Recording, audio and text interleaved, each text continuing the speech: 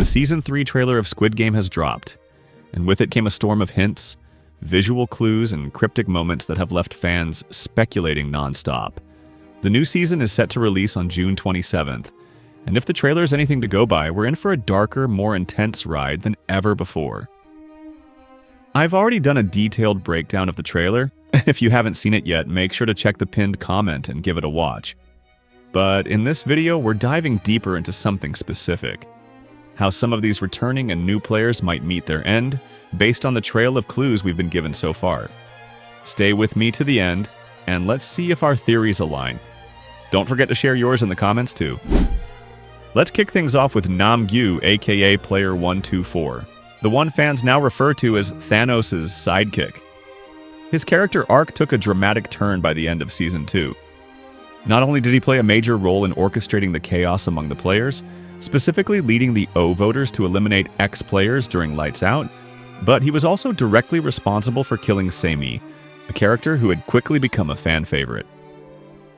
After Thanos was eliminated, it was Nam-Gyu who seized control of his drug stash, something the director Hwang Dong-hyuk has confirmed will have major implications in Season 3.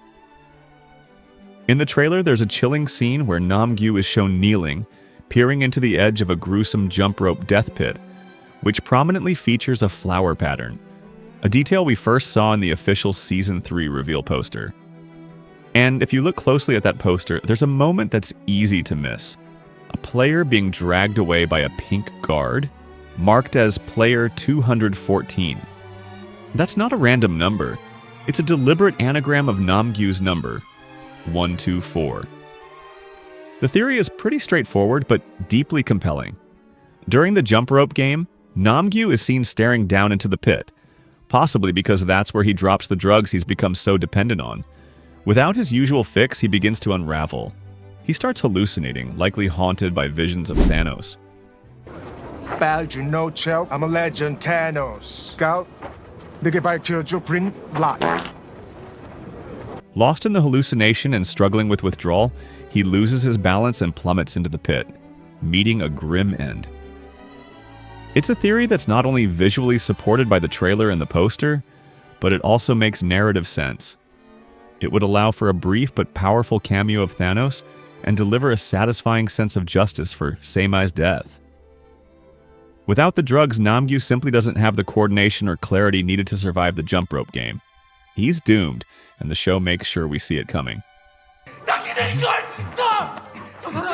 What?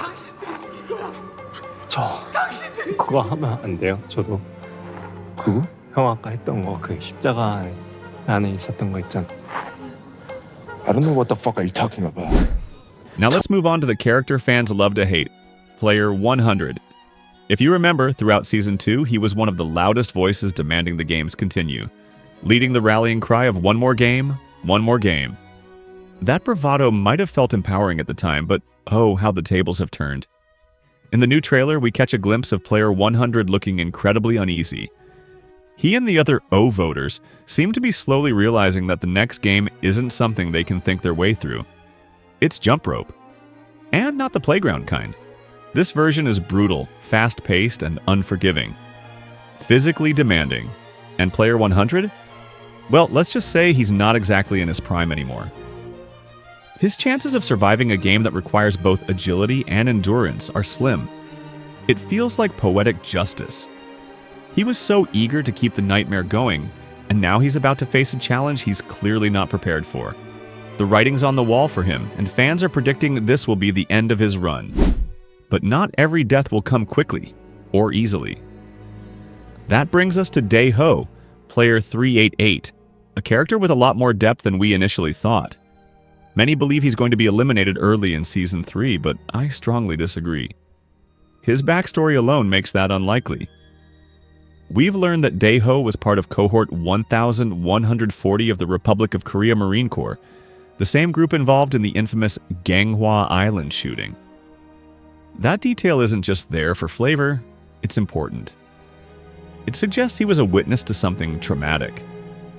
That kind of specificity, combined with his behavior throughout the season, screams unresolved trauma. There are subtle moments throughout the show that hint at his PTSD. He flinches violently when someone breaks a bottle. Not a gunshot, not an explosion, just a bottle shattering. That kind of reaction doesn't come from nowhere. It's a deep-seated fear, something he's still wrestling with. Then there's the moment after the six-legged pentathlon game, when Jong-bai casually brings up his family and his time in the Marines. Dae Ho doesn't just brush it off, he completely shuts down. It's clear that these topics are too painful to revisit. All of this tells us he's being set up for something meaningful, a redemption arc that will pay off in a major way. Here's how I think it will unfold. In the final act, as the pink soldiers clash with law enforcement, Dae Ho will make the ultimate sacrifice. He'll choose to stay behind, holding off the guards while the others escape. He won't run away this time. He'll stand his ground. It will be the kind of death that resonates, a hero's death. Not early, not forgettable, but powerful and earned. Finally, we come to one of the most heartbreaking storylines teased in the trailer. Player 007, Park Yong-sik. From the very beginning, their bond has been central to their survival. But the trailer shows a devastating twist. In Game 4, they end up on opposite teams. That alone is enough to send alarm bells ringing. And then we see player 149 crying. Really crying. Not subtle tears, but a full emotional breakdown. One theory that's been gaining traction is almost too painful to imagine. It suggests that in order to give his mother a chance to survive, player 007 insists that she kill him. Of course, she refuses. How could any mother do such a thing? But then, during a tearful embrace, he reaches up and removes the knife hairpin from her hair, something she always wears, and stabs himself in the neck. That moment could explain why we see player 149 with her hair down in the trailer. It would be one of the most gut-wrenching scenes in Squid Game history, and it fits with the emotional weight the series often delivers. That's just a handful of the characters we'll be seeing in Season 3, and believe me, there's a lot more to unpack. But for now, I want to hear from you. What do you think about these theories? How do you think each of the main players will meet their fate? And who do you think will survive and make it to the very end? Drop your thoughts, predictions, and wildest theories in the comment section below. Let's see how close we all are when Season 3 finally drops. While you're here, don't miss out on these other Squid Game videos popping up on your screen. If you're hungry for more theories, breakdowns, and exclusive updates, head over to my channel and dive into the rest of my Squid Game content. Thanks for watching. Your support means the world. See you in the next one.